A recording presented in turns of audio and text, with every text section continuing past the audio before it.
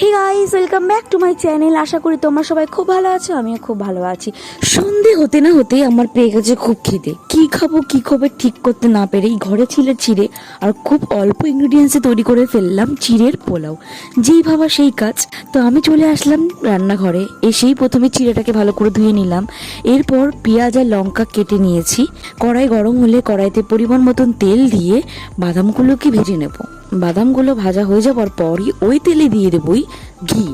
চিড়ের পোলাওয়ের মেন ইনগ্রিডিয়েন্টসই হলো ঘি।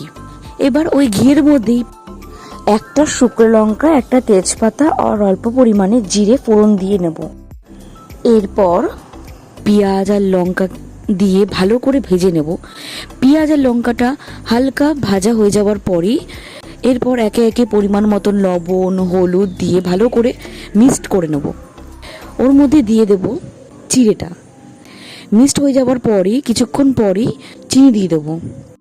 কিছুক্ষণ ভালো করে ভেজে নেওয়ার পরে তৈরি হয়ে যাবে চিড়ের পোলাও। খুব অল্প টাইমে আর খুব অল্প ইনগ্রিডিয়েন্টসে তৈরি হয়ে গেল চিড়ের পোলাও। ভিডিওটা তোমাদের কেমন লাগলো অবশ্যই কিন্তু কমেন্টে জানাতে ভুলো না। ভিডিওটা ভালো লাগলে অবশ্যই লাইক করে চ্যানেলটিকে সাবস্ক্রাইব করে দিও। আর যারা যারা আমার চ্যানেলে নতুন, এখনও পর্যন্ত চ্যানেলটিকে সাবস্ক্রাইব করোনি, জলদি জলদি চ্যানেলটিকে সাবস্ক্রাইব করে দিও। দেখা হচ্ছে নেক্সট ভিডিওতে। ততক্ষণে সবাই সুস্থ থেকো আর ভালো থেকো।